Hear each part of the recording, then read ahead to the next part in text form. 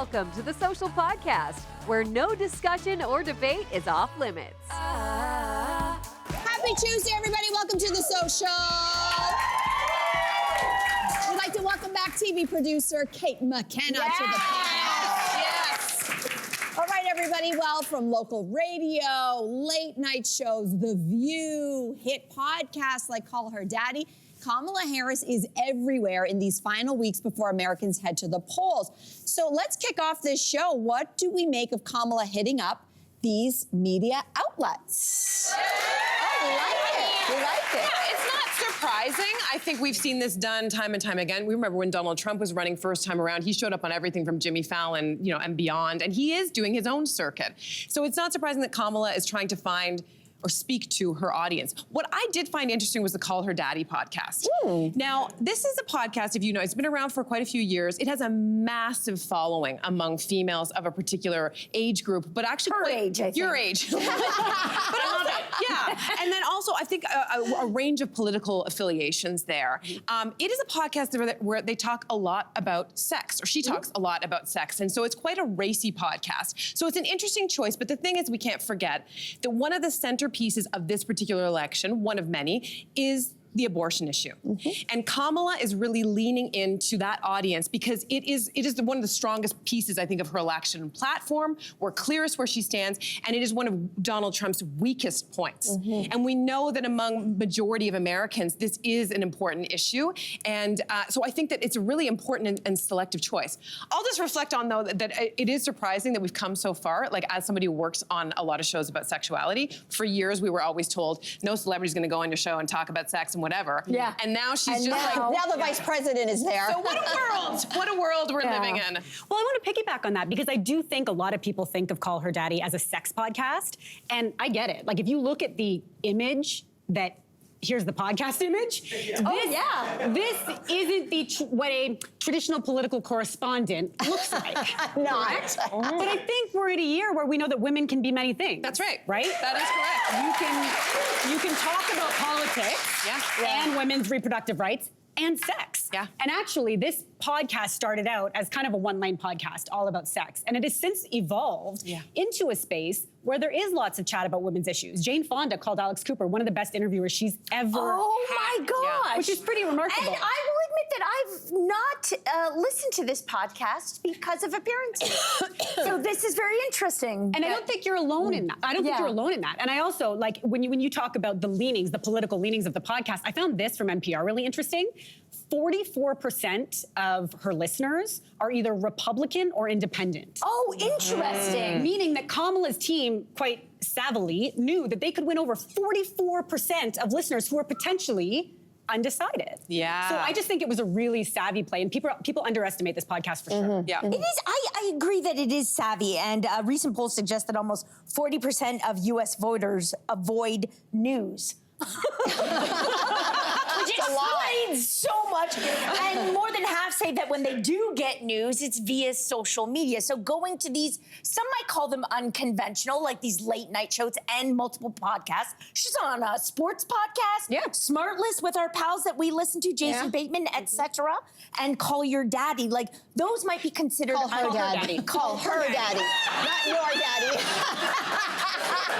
Show me your age without telling me. So I do think it makes sense, but I do think, take me seriously, stop just looking at how beautiful I am, because I have thoughts in my head, but I do think it could be risky. All of those, if we know anything about these late night talk shows, they get clipped. They get clipped, and they get the people she might be trying to appeal to, which are younger people. I don't know if they're tuning in to watch those shows. They're tuning into social media to watch the clips. And the danger with clips is they get truncated. And it is risky in that sense, because we talk about this all the time, these stories where listen to the whole thing, read the whole thing. Don't pull it out of just take context. this out of context. Yeah. So it is a little risky. I don't think it's risky at all. I don't think there's anything surprising about this. To me, from the very beginning, if you look at her social media, they are taking a page straight out of the Obama 2008 playbook, which is get the young vote. We all know that in the United States, it seems like whoever's you're going to vote for is probably who you're going to vote for, but who they're still underestimating consistently is the youth vote. There are 40 million You're not going to change, you're probably not going to change a Republican's mind, and you're probably not going to change a Democrat's mind. But you have 40 million brand new Gen Z voters this election. 40 million? And a lot of them are very disenfranchised and couldn't care less about politics. But where are they? They're on social media. So I saw this happen. As soon as Kamala announced, the veteran OGs of Obama's 2008 campaign came rushing into her campaign. They are running her campaign, including a guy by the name of David Plouffe. Cool last name. Who is this guy? He is the chief strategist for Kamala Harris, who just left his job at TikTok. And so when I look at the strategy of how do you get the young people, it is in the memes, it is in the clips. Her Instagram and her TikTok is fire. Am I right, the young girl in the front? Am I right? So what I'm saying is, this election is only going to be decided, they say, by about 200,000 voters, probably in the Northwest of America. Everyone's minds are made except for that small group of people. But you know who those people have? They probably have a young daughter at home. And you know who's going to help influence mom or dad to make a vote? And maybe they didn't even want to vote, but they might now. That young daughter. So get the youth vote. Fascinating.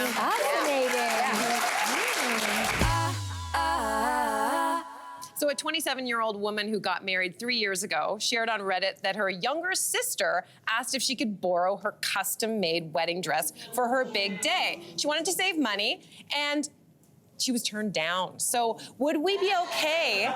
Would you be okay with lending someone your wedding dress?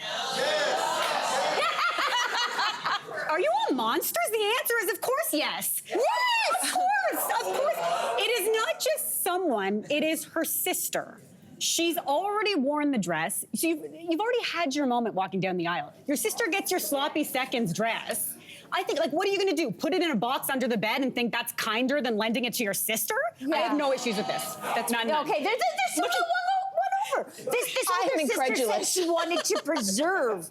No, I want to preserve this dress. Well, how is letting your sister wear it like going like sidelining? Maybe she's sloppy. Maybe she knows her sister is like a sloppy eater. Possibly. Maybe. You can get a dry clean. I don't know. You guys are all way too nice up here. The answer is obviously no. The answer is no. Why? First of all, let me just take a step back here. I don't know what the dynamic is between these two sisters. I'm going to take that completely out of it. The last time that I checked, when you go and ask someone a question, you're not asking the question knowing for sure what the answer is going to be. You need to be prepared that the answer is going to be no. The fact that this sister went, she wasn't asking. It was almost as if she was expecting the answer to be yes. But this wedding dress, a wedding dress is not just any other garment of clothing. It really isn't. For me, my dress was custom made. It is a special dress. It then, after you wear it, becomes a keepsake. It's like a very, very special piece. What if Marquesa wants to wear it? That's different. That is different. No, it's my daughter, of course. But a sister, it's like, I'm sorry, if you can't afford the wedding dress, maybe you should rethink the whole wedding. Well, wait a second. The last time I checked, that dust, or rather that dress is going to be dust, and so are we. Like, that is all, we're not going to exist anymore. You're going to have a dress that sits under a bed or in a closet doing no good. There's something that is so tragic about that. I agree. And also, I don't want to call out mums. I like mums a lot. I am a mum. But I feel like there's a lot of mums out there who think their daughters are going to want to wear their dresses. Yeah.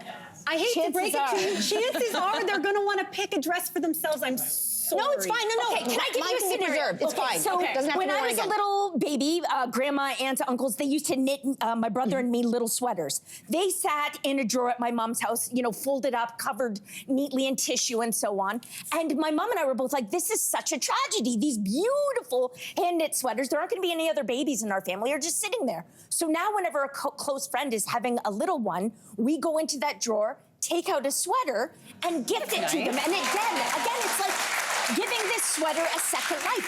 That dress is not going to have a second life. It shouldn't have a second life. It's just going to sit there. It shouldn't have a second life. She just wanted to sit there. I don't understand. I think there's a lot to unpack about this sister relationship, because when I think about this for myself, my sister walked down the aisle with me. If she happened to remarry one day and wanted to wear my dress, I think it'd be hilarious if we swapped, if I wore the blue dress. I love her so much, and we have such a great relationship. I would do this if she was interested in it. I would. You're much nicer than I am. No, I just think, though, that there is an interesting dynamic going on here, and there is some sort of competitive energy that I'm picking up on. That's like, probably I've what it imagined a is. scenario with this particular story where the older sister has always made a bit more money, but felt a bit more threatened by the younger sister. So the younger sister wants the nice fancy dress, but the older sister feels like the younger sister might look better. She's the pretty one. In it. She's the pretty one. So I feel like you just gotta check yourself, go to your therapist, and maybe work it out there. And lend her the dress. Lend her the dress. Lend her the dress. Up next, is it really possible to get over an ick? You know, when you notice an embarrassing trait or witness an awkward moment in the early stages of dating? Like when Kristen Bell's character, Nobody Wants This, complains that Adam Brody's Noah pronounces prego too loudly in a faux Italian accent, like I just did. Have you ever... Is it possible to get over an ick, a trait, a mannerism? I mean, I think we can all agree that not all icks are created equal. Can we say that? Like, right? Like, some are an indicator, a window into someone. Like, I got an ick once with a boyfriend. I went over to his family's house. He was looking after the dogs, and one of the dogs had a big turd attached to its butt. And he didn't... A Tarzan, we call that. He didn't, or like a will not that won't drop down. Will not. Anyway, or Tarzan. It had a will not. It's swinging. Yeah. Anyway, I was like, the dog is clearly uncomfortable. It wants to have the will not removed. So, and he was like, no, I'm not going to do it. And to me, that was a window into like his caregiving skills. It was an ick I couldn't get past. As it should be. He wouldn't clean the dog's poo. He wouldn't clean, yes. But I'm not saying this is an ick, but like an ick that's maybe around preconceived notions on what a relationship should look like or what a person should look like. When I first got together with Jason, I'll admit, I thought he was a bit shorter than people that I dated. And I hear a lot of women say things like, oh, he has to look like blah, blah, blah, because I need to feel small and blah, blah, blah. And I'm like, I realized that it actually didn't matter. It wasn't a big thing in the grand scheme of things. So I think we need to check our icks too. Guys, we need to check our icks. But I also think, who's married to someone where there is no ick? I don't know many of the... Oh, sorry. Sorry, you have zero icks? I have never had an ick. I don't know what this conversation is about. Oh my gosh, well, I had an ick and I got over it. In fact, the ick became one of the things I love most. This is gonna make me sound so superficial, so don't worry, you're gonna say those oohs and ahs. When I first met Simon, we were friends, and he's a hairy man. He's got a lot of hair on his arms and a lot of hair on his legs. It was just new to me. I had never experienced it before, and I remember thinking, oh, that's interesting, And now, oh my God, he gets out of the shower or a pool, and especially on the back of his legs, like they're beautiful little ringlets, and I just want to, no, it's the most beautiful thing. Braiding them. They're so beautiful. You know what, Jess? I never thought that I would have an ick for somebody else. and maybe... I want to see them now. Yeah. I can't wait I'm gonna make for an the erotic social video media. about them. We're here for that. We're here for that. Talk about it on Call Her Daddy.